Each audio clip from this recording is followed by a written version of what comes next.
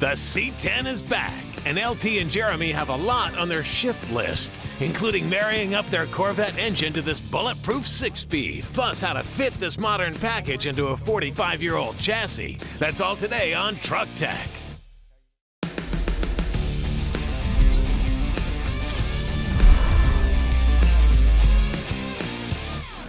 We're very excited today to bring you a first here on Truck Tech. Well, you know the saying, what's old is new again. Well, today, what's old is our 71 C10 that we tore down a few weeks ago. And what's new is a power plant that's hiding underneath this blanket. Something that's so cutting edge, it just recently became available as a crate engine. And something GM probably never imagined would be between the frame rails of a classic C10. You ready? Let's do it. Boom. This is the LT1 from Pace Performance. It's the most technically advanced small block V8 that Chevrolet has ever designed. And what's equally impressive is where this engine calls home from the factory. The LT1 is the centerpiece of two of the hottest sports cars available from General Motors today, the Camaro SS and the Corvette Stingray. Everything about these high-performance machines is an engineering marvel. From the high-tech electronics and aerodynamics of the Stingray to the speed and pinpoint handling of the SS. But this is a truck show, right? Absolutely. And from where we stand, this is a light truck engine. So whether you want more power for your late model sport truck or you're just reviving a classic like we are, here's what makes the LT1 so advanced. The Gen 5 LT1 uses a trio of technologies that delivers high performance with greater fuel efficiency. Direct injection uses high-pressure injectors to precisely deliver fuel to each cylinder for efficient combustion. This reduces fuel consumption and emissions while increasing power. Active fuel management reduces fuel consumption by using two-stage hydraulic valve lifters to temporarily and seamlessly deactivate half of the cylinders under light load driving conditions. The system reactivates the cylinders when the driver needs more power. Continuously variable valve timing works with active fuel management to get air in and exhaust gases out of the combustion chamber. This improves fuel economy and drivability while reducing emissions. What does this translate to? 460 horsepower out of 6.2 liters. And in the new Corvette Stingray, 0 to 60 in 3.7 seconds with a top speed of 186 miles per hour. We're going to go ahead and mate up our LT1 to the state-of-the-art T56 6-speed manual transmission we picked up from American Powertrain. But before we do that, there's a few plumbing issues we have to finish up back at the chassis involving the fuel system and some brake lines. We picked up this new fuel tank from Brothers Truck Parts to replace the original in-cab tank. Because let's face it, that's not the safest place for 20 gallons of gasoline. Installation is pretty simple. We'll use one existing hole already in the frame. So the first step is to line our mounting bracket up with that hole. And since it's easier to get a drill on the underside of the frame, I'll line the bracket up on the bottom and then mark and drill 2 additional holes in each frame rail. With the frame rails complete, we can temporarily slide the tank up into place. Looks good. Now, looking down at our tank, it actually looks a little crooked in the frame, but what's going on here is this cross member is running at an angle, it's not straight. So we measured off the rear cross member and the frame rails because we know they're straight, that way we know our tank is good and centered. With the tank held down, I can go back and mark all the holes. And then drill the 6 holes away from the C10 frame. Doing it this way ensures perfect alignment without guessing. Now we can mount the tank in between the frame rails for good. Brothers Truck Parts supplied pre-bent and pre-flared lines for the project. And it's a good idea to install them now because some of them run underneath our soon-to-be mounted drivetrain.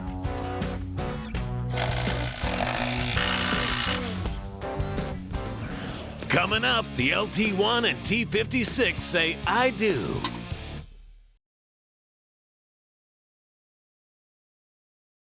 There are many different ways to get the power from the back of your engine to the ground. And we knew early on we wanted a manual transmission in our classic C10 for that classic muscle car feel. I mean, you guys know what I'm talking about. But because we're converting from an automatic transmission, we just didn't have any of the parts that we would need to get started. Yet American Powertrain specializes in pro-fit installation kits for 5- and 6-speed manual transmissions, and it begins with the industry standard. Tremec 5- and 6-speed gearboxes are manufactured in North America and are known as one of the smoothest shifting, longest lasting powertrains money can buy. American Powertrain is the world's largest distributor of these bad boys. Once they arrive in the Cookeville, Tennessee facility, technicians work with customers to put together a package that will help get their trans installed in their project in a weekend. No guesswork required. We provided the information on our 71 C10 and they came up with an installation package, which includes this T56 Tremec transmission, a White Lightning adjustable shifter, a Hydramax clutch actuator kit, along with a new clutch and a Quicktime bell housing. To prevent you from running back to the store chasing parts, American Powertrain included all the little things you need to complete the swap, like this adjustable cross member, a shift handle for a bench seat, some spacers for the throwout bearing, all the hardware, and a transmission mount. With the flywheel torqued down, we need to install the clutch disc. Gotta get all the oils off the flywheel so the clutch doesn't slip on it. Use the alignment tool to hold the clutch in place while the pressure plate is bolted on.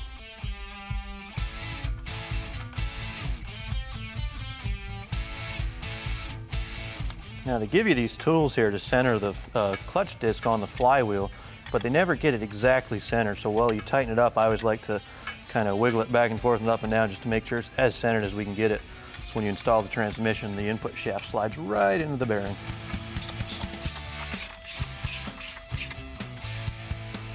Install the bell housing and torque to spec.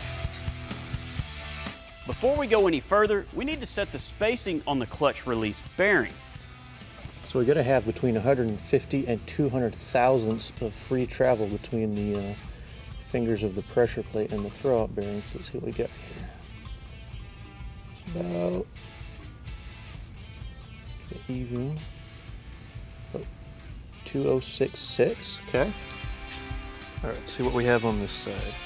If the spacing is wrong, the clutch won't entirely disengage, making shifting difficult, or wouldn't entirely grab and will slip.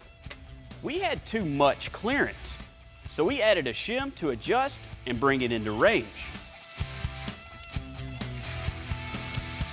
With the clutch release bearing in spec, we can begin lining up the engine to the transmission, sliding the input shaft into the clutch. Tail pin's just not sliding in the hole. It's right there. It's just not. This is obviously an important step, so take your time. Once the transmission mount is in place, we can now lower the whole thing into the frame.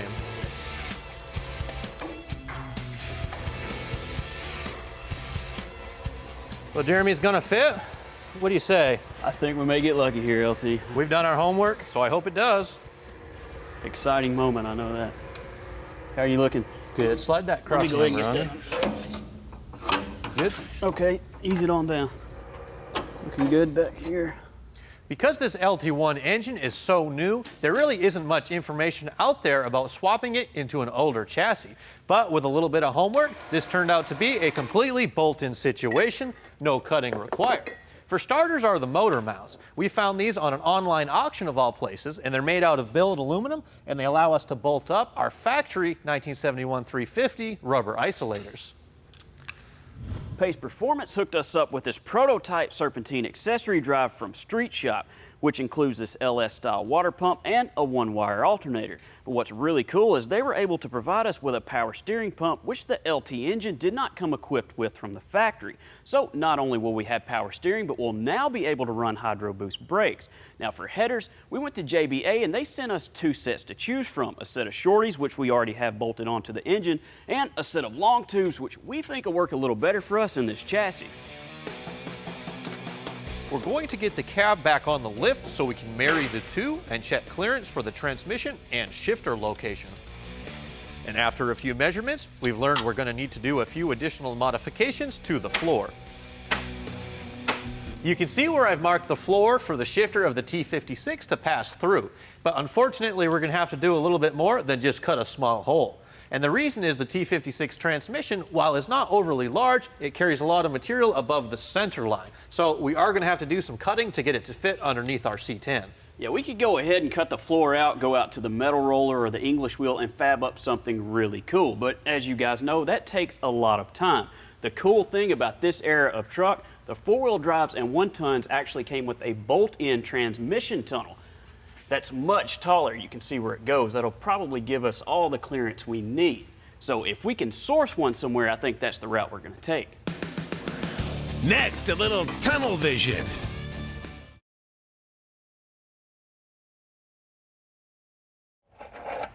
As you can see, we've already cut out our floor to make room for this taller transmission tunnel that our buddy Tommy Bosher sourced for us.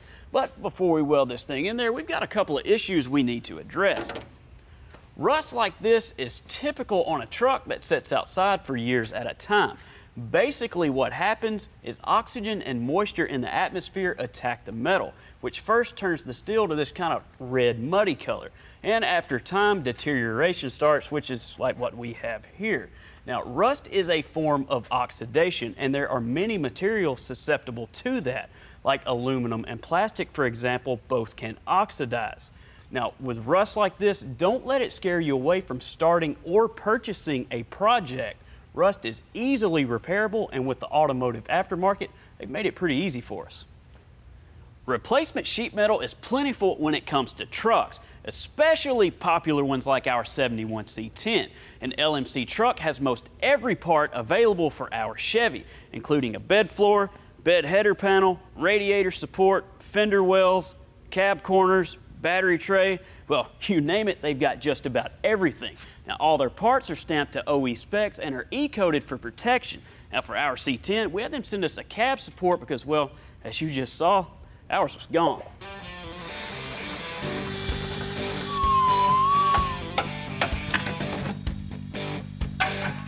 This is what you can get into when doing rust repair. Get behind the panel and sometimes the rust just keeps on going, and the floor is pretty rotten too. Man, that thing's rotted out. Also, someone's been under here and they've done a little patchwork. Now, some people don't have the money to pay a professional or have the knowledge to do a proper repair. Now, this I would not consider a lifetime repair because it looks like they just laid the metal right over the top of the rust. And plus, you can see right here where they burned in a weld, and, well, that's not very safe when your welds just pop off like that. So we'll go ahead and call LMC, get them to send us an inner rocker and the front section of a floor pan. That'll probably take a couple of days to get here, so while we wait on that, we'll go ahead and start working on our transmission tunnel and see if we can get it in the cab. 67 through 72 3/4, 1-ton, and 4-wheel drive trucks came with a raised tunnel section that provided plenty of room for the drivetrain. We sourced this one from a junkyard and it will bolt in nicely. With it sandblasted, the first step is to close this previously cut hole. I'll test fit the new piece and then using the edge of my table, make a small bend to match the tunnel. The next step is to burn it in. I want to leave a 1-inch lip for the tunnel, so I'll pull a couple of measurements and make a few clean cuts. That looks good. Okay, if we were building a show truck, we would go ahead and butt weld this thing in. That way you wouldn't know we put a transmission tunnel in it up top or underneath. But since we want everything to be as accessible as possible because we plan on driving this truck a lot, we're going to go ahead and bolt the tunnel in. Plus, this is how they did it at the factory, so if it worked for them, it'll work good for us. Once I've got all the holes drilled, I'm using clip nuts and body bolts to secure the tunnel. Now we can make our cut for the new shifter to fit through, and we've made a very easy transmission tunnel upgrade. Perfect. Next, this differential upgrade is positively cool. The last place your horsepower goes before it reaches the ground is the rear differential. And we're pretty sure this stock 12-bolt has an open carrier in it, and that just isn't going to cut it with our 460 horsepower LT1. We just can't have any of that one-tire fire. So we're going to show you how to replace the open carrier with a posi so you get the same amount of traction to each wheel and get maximum acceleration. Yep, just as we suspected, open carrier. With the fluid drained from the differential, the teardown begins by removing the center pin from the carrier.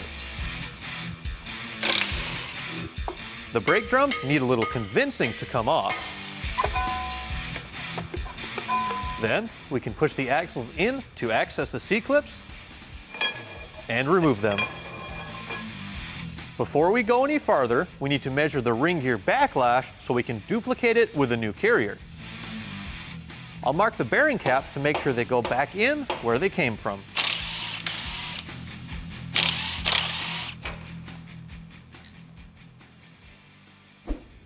To make sure we get both wheels spinning when we're on the gas of our C10, we went ahead and picked up a Yukon Dura grip clutch-style Positraction.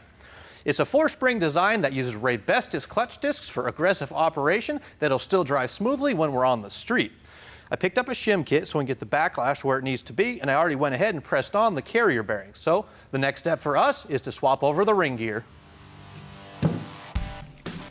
We're keeping the 373 gears in this truck. They're a good ratio for quick acceleration and low RPM when cruising down the highway. I always use Loctite 243 to make sure the bolts don't back out. And once the ring gear is mated, we can install the carrier.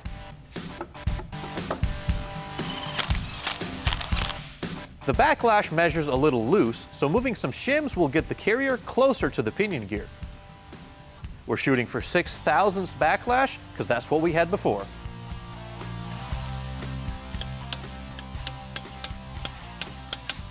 Before we slide those axle shafts into place, we're gonna take care of the stopping power with a little bit of help from Baer brakes. And on the front, we're using their Track 4 system, which comes with these 13-inch drilled and slotted rotors and these beefy 4-piston calipers. We got them powder-coated silver, but you can choose almost any color under the sun.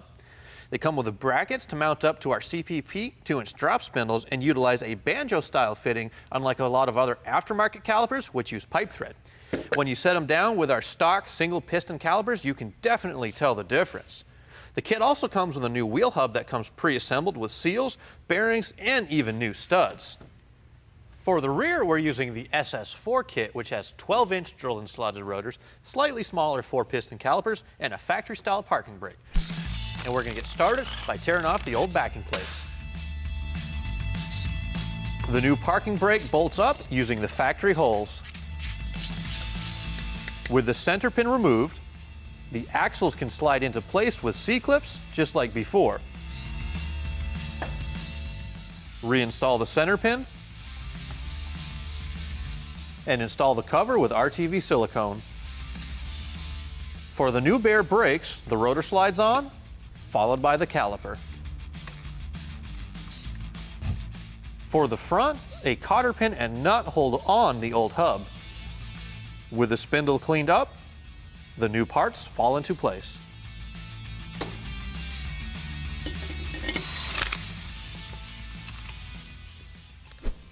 Knowing what's going on inside your late model car or truck is key to diagnosing problems.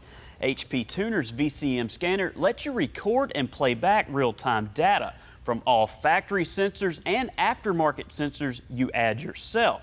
You can monitor engine and transmission functions, clear diagnostic trouble codes, and it integrates seamlessly with their editor for tuning purposes. This VCM scanner is available for $349 at hptuners.com. Let's face it, anytime you purchase a used or remanufactured engine or transmission, there's often trepidation. Will it even run right? And what happens if it blows up past 30 days? Well, Powertrain Products offers a no-fault warranty that'll relieve some of that stress. For $349, you get added coverage against detonation, overheating, even running low on oil for an additional 3 to 5 years. Plus, it covers expenses like car rental, towing, and even diagnostics.